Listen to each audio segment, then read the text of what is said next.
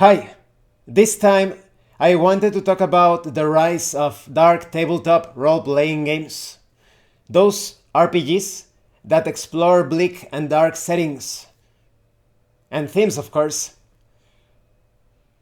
I think this video also presents a couple of questions that perhaps you will be able to answer. Is it true that dark role-playing games are becoming more and more popular? And if so, what would be the reason? Why are they becoming so popular lately? Now, I will try to explain my thoughts on that. When tabletop role-playing games first came out, you started playing as the heroes. Not in the Blackmoor era. In that moment, the players also participated as the villains, but they were there to serve as the opposing forces when the game master or dungeon master, rather, the dungeon master role was not yet properly established. Later on, that became the norm of the dungeon master or game master participating as the opposing forces. But later on, other role-playing games started to appear. Role-playing games that presented the opportunity to play as the villains and the monsters, and sometimes as the heroes in very dark settings.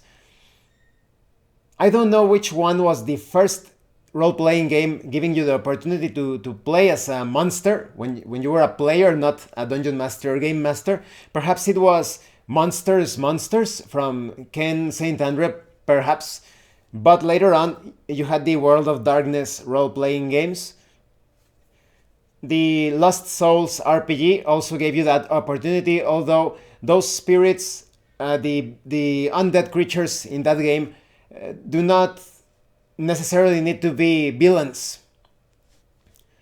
So I've been thinking that throughout the years, this tendency of creating dark role-playing games, or perhaps edgy role-playing games, bleak role-playing games, grimdark, it has become increasingly popular. And I like them a lot. Although I have noticed that not everyone enjoys them. And so I started to think about the reasons as to why this is the case. I think there are certain generations, you could say younger generations, although it's not exactly, they aren't exactly young, because many of the people that I am talking about are currently perhaps 30, 40, 50 years old, who knows. But I have noticed that people that are in their 60s, 70s, they usually do not enjoy. In my particular experience, I have observed that they do not enjoy these darker settings as much as other people. And we are talking about specifically role-playing games, not literature or television shows and the like, although you could say that they are also related. But when it comes to tabletop role-playing games, the experience is more, well, maybe it's not the appropriate way of saying it, but I feel it's somewhat visceral when compared to a more passive form of entertainment. When you are reading a book, you just have to serve as an spectator, or you're going to be observing what happens in the story without having some sort of input or agency. The same happens with television shows, movies, comic books. But when it comes to tabletop role-playing games, and to a certain degree in some video games, you have a lot more control when it comes to modifying the story. Although if we want to take things to the greater expression of maximum agency or ability to affect the story, we definitely have to talk about tabletop role-playing games, because in video games, unless that possibility or specific possibilities have been programmed into the game, you can only affect the story so much. So I have seen this rise of darker tabletop role-playing games, a lot of them in which you play as the villains. You have games such as The Wicked Ones, the Dark Lord role-playing game, dark settings such as, in those cases you don't need to play as the villain, you can play as the hero, but you have some very bleak settings such as Nightfall, the Resurgence of Midnight. So there are many dark worlds that you can explore. So I thought, why is this the case? I think I have to share a bit of my personal philosophy when it comes to human society in general at an international level. I think that the world that we currently know could be compared to a golden coffin that houses a corpse. You have a decomposing corpse inside of a golden coffin. So in the past, let's say like the boomer generation, and perhaps a bit before that, more or less the boomer generation, you had this corpse, but because the corpse wasn't in plain sight, nobody noticed the corpse. They took a look at society, they were witnesses of what happened with society, but because things were kept on a more subtle level, they were just looking at the golden coffin, not the corpse inside.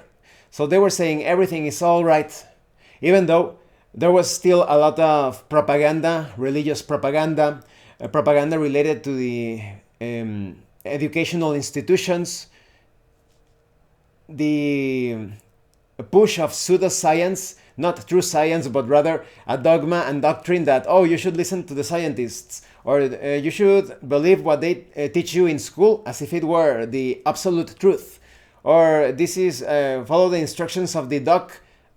We wait for the YouTube algorithm, DARS. We wait for, so you believe the word of those docs, those strangers dressed in lab coats. They know what's best for you, and they are saints. They are good. They will not tell you a lie just to get you sick, and so that you keep getting sick, and they keep treating you. They treat you as a money-making machine.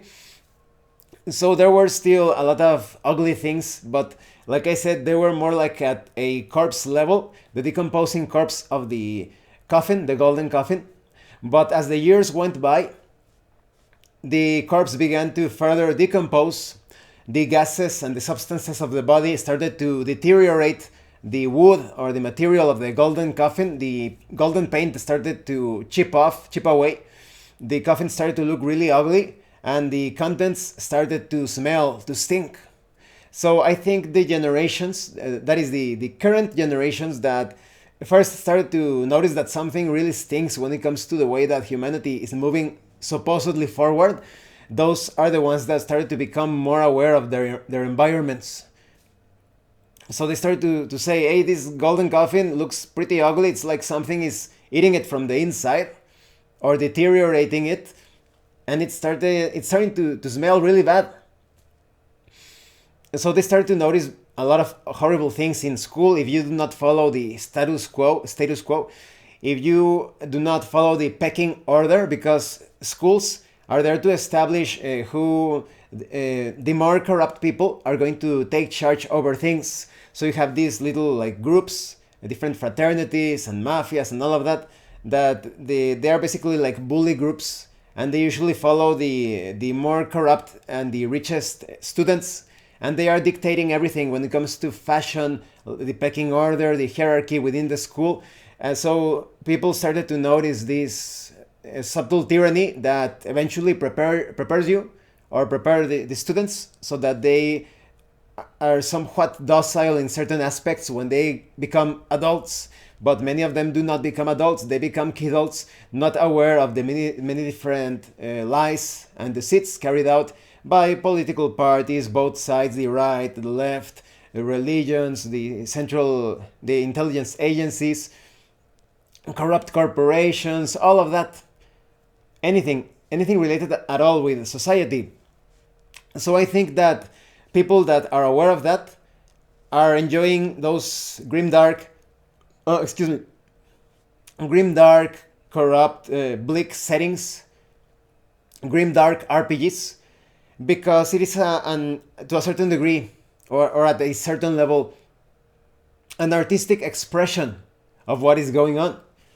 If you go through different periods, different decades, you will see that in many different forms of entertainment and even art, the expressions change according to the times. They are, in a way, a certain, like a mirror or lenses that display the problems and the tendencies of those particular times. It seems to me that the different tyrants of the world, yes, like I said, the governments, religions, intelligence agencies, corrupt corporations, these tyrants, they started to notice that people were becoming aware, that they were waking up. So they devised a strategy on how to get them back into the net. They were inside this net or cage or whatever you want to call it, and they started to notice that people started to jump out of the cage, they were escaping the net. So they thought, let's create this other tendency, this controlled opposition, to create this sort of maddening environment, just like a madness and promoting environment, where all of the things that people to a certain degree consider to be good or decent or natural, they are actually considered wrong, and the complete opposite is considered the right thing. So that way people will get scared and they will jump back into the cage or into the net. So I think dark tabletop role-playing games allow you to experience or explore those situations or those tendencies and those evil plans. Because in those bleak settings, even if when you are playing as the villain, you are exploring all of those themes. I'm going to put a link to a video, a very interesting video that talks about the kings of England, Charles I, II, and the current Charles III, that goblin-like creature. They talk about the corruption and the evil plans that he and his bosses have in store for humanity. You can see how Charles I, who was killed, decapitated because of his evil deeds, and Charles II, it is believed that he was poisoned. So you can see that there is a certain karma. It's not exactly magical, it's just related to consequences, to a cause and effect. That eventually, if you are perpetrating this or promoting these dark environments in real life, or if you actually think that you are the hero when you are the villain instead, because make no mistake, all of those tyrants, the most evil people that you can imagine, they actually think that they are the good guys and that we are the bad guys. They are like, oh, those evil people, they do not let themselves be enslaved by us. How dare they? They are so evil. So dark tabletop role-playing games, when you are playing as the villain or as the hero in a dark setting, you become more aware of that. Your awareness expands by almost living those situations. That video is very, very interesting. Please check it out. The link will be in the description. It's definitely worth a look. So I think that this rise of dark tabletop role-playing games is truly related to all of that. And I think that even though there has been this tendency to keep people on a childlike level when it comes to intelligence, emotionally speaking, there is still this desire of true thinking people, of exploring these dark ideas, because everything in this life, that is my personal view, everything in this life, according to my view, and perhaps the views of many others, it always has light and dark. Everything has light and dark. Like fire. Fire burns things. It can cause the burning down of a structure. It can kill you, but it can also be used to cook food and to illuminate your path during the night. So everything has light and dark, yin and yang. There is no such thing that there is only good and there is only bad, or that there is an absence of both. That's the most, in my opinion, it's the most moronic way of looking at things, that they do not have a positive or a negative or a constructive or destructive aspect, or a good or evil. Everything can be used for good and evil. Everything. For example, yes, anything beneficial like food, even water. If you take an excess of water, you can kill yourself. Water can also drown you. But water, you can drink water to stay alive. So everything has light and dark.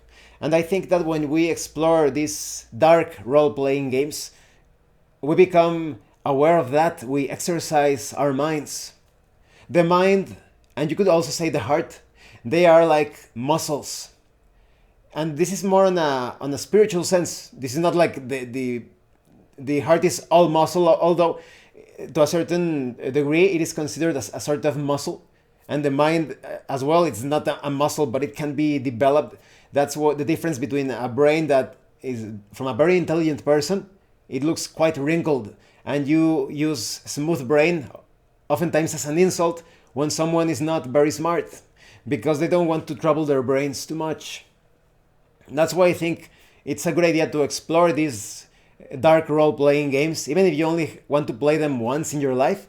I think it is highly advisable, because the more you use the muscles in your body, or in this case, the more you use your heart and your mind, the stronger it becomes.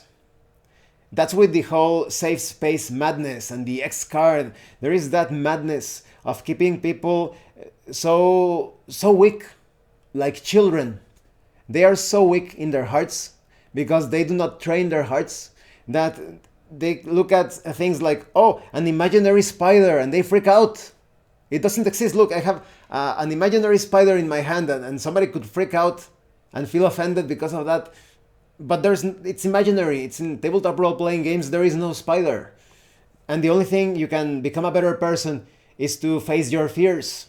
And the tabletop role-playing games, they are completely safe. As long as you are not playing with someone who is trying to stab you in real life. Or, like I said, if you feel uncomfortable, if someone is running a tabletop role-playing game, but is not doing it for to create an awesome story or to play a fun game, he's just like having fun, torturing the player characters for no reason. There must always be a reason. Then you are completely you could say in your right, or you're completely free of not playing that game. That is, if you do not enjoy the game that a particular game master or dungeon master is running, stop playing with that dungeon master or game master. You are free to do so. But if there is an honest intention of exploring darker themes, I think it's going to be of great benefit to you. That's how you become incredibly strong. Because we have all been affected by the educational system. When I was very young, they were constantly hammering me with those ideas of the safe space and remain docile, Christian school, of course, and become, they were basically transforming you into some sort of sheep, or like a kid later on. So it is only when you become stronger and braver, and you become so powerful in that regard, that you are able to withstand or contemplate those darker themes without breaking a sweat. Or even if you play a situation where you truly get scared, or you enjoy the sense of relief, that, oh, there's this monster, and you enjoy that relief, like in those, what I would say the best prank videos on YouTube, where there is like a slight scare, or just like, those typical pranks, and the person like, oh, gets a bit scared and then laughs it off. That sense of relief is so relaxing, and at the same time you train yourself to withstand those shocks, those scares, to the point that you feel almost as if it was a temporary thing. Like in those meditation methods, like I told you, of the Wim Hof method, when your body becomes adjusted to cold water. Like I've said, it's been 10 years since I have taken a hot shower. I've only taken cold showers, and I am constantly exposing myself to cold weather, and it also helps with hot or warm weather. When you first start to train yourself in Wim Hof, and you experience the cold water rushing over your body, it's something temporary. You're like, the water, it's so cold. And then you relax completely. Your body becomes tranquil, calm, and you're suddenly feeling very comfortable. I actually find the cold showers very pleasant. Because of that, you suddenly, your body undergoes this sort of transformation where you feel so comfortable in situations where you usually wouldn't feel like that. So dark tabletop role-playing games, they also have that effect, in my opinion. When you participate as a monster, maybe you are playing role-playing as a monster or skeleton, vampire, depending on the game, and suddenly you start to become adjusted to those frightful situations. You become brave, and you also have a lot of fun, because when you go past something that is usually frightening, you get like experience this sort of euphoria, like I said, a sort of pleasure. So when you play darker tabletop role-playing games, in my opinion, I think you benefit from all of that. Both your mind and your heart are going to benefit from that experience. But like I said, these are just some thoughts of mine. I would love to hear your thoughts on this, maybe through a video response or in the comment section. Tell me if you also think that tabletop role-playing games, the darker tabletop role-playing games, have become a bit more popular. Because in the past it was almost, well, it wasn't very easy because of the Christian panic. And a lot of people want to deflect or distract people from the fact that Christians were the ones who caused that panic. The Satanists were doing their own degenerate things, but Christians were the ones that were promoting that. And there are a lot of shields that want to save the face of Christianity by saying, oh, the satanic panic. It was not the satanic panic, because Satanists were not promoting that. It was the Christians, that death cult that worship corpses hanging from crosses and all sorts. No, truly disgusting. So I also think that also presented some obstacles in the past when it comes to exploring darker themes in tabletop role-playing games. If you started to play Vampire the Masquerade, like I said, oh, suddenly you're a Satanist or a cultist. Even Dungeons and Dragons was not safe from that. You could be playing as a paladin or a cleric, and no, you're playing Dungeons and Dragons, you're a Satanist, you're this cultist or whatever. So yes, Christianity didn't help at all with exploring darker themes in the past. Even though Christianity is a very dark religion, I consider it a very foul form of necromancy, worshipping a dead cultist. And just look, there is absolutely no proof showing the existence of this cultist. You have miracles performed by other figures such as Apollonius of Tyana, Simon the Mage.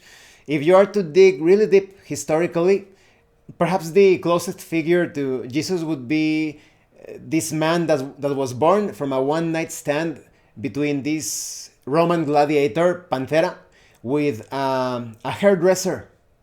So I think that also served as an obstacle when understanding or exploring the darker themes in role-playing games is concerned. So thank you for watching this video, and thank you for your likes and your comments. I am really looking forward to your comments about these subjects of darker themed role-playing games or dark or bleak tabletop RPGs. Do you think that they are becoming more and more popular? What are your thoughts on the reasons for that? And thank you so much to those of you that are going the extra mile to support this channel.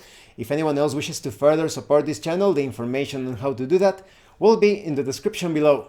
I also want to recommend that you take a look at the Kickstarter from the Heroes and Hardships Universal RPG system. It's a system to play any sort of setting, campaign, a darker campaign if you want. You can create any sort of character imaginable. If you want to create monsters or vampire hunters or werewolves or werewolf hunters, you can do that with that system. You're going to find all of the links in the description to the website, to the Tetsubo section of the website, setting inspired by Japan's Sengoku era.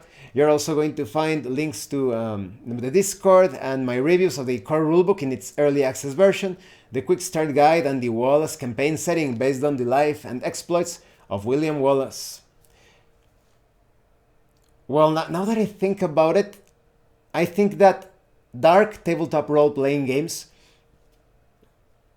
also have to do with a subtle way of torture. Now that the MK Ultra torture methods have been released, that they have been declassified. Everyone can now research about them, they can look for information about them, despite having so many people in the past calling us that we were insane and crazy because we thought that the AMK Ultra was actually a thing, and turns out that it was, as always. There's some interesting information in those files concerning psychological torture, because in current times there is this hypocrisy or facade of, oh, we don't torture people, but or tactically interrogate, as they call it, because there are no clear signs of torture. But you can see in those files in that program that they developed a lot of methods to torture people psychologically. And that's why in current times they are pushing so many crazy things when it comes to entertainment, art. Like I said, this version of this pseudoscience that is not actually science. They present so many bad things, so many degenerate things, as if they were normal or natural when they are not. In all things, from all political angles. And so you could say that darker tabletop role-playing games allow us to see through that illusion and notice that subtle torture that is being carried out, because there are no clear signs of torture. They are not focusing on torturing your body, but your mind.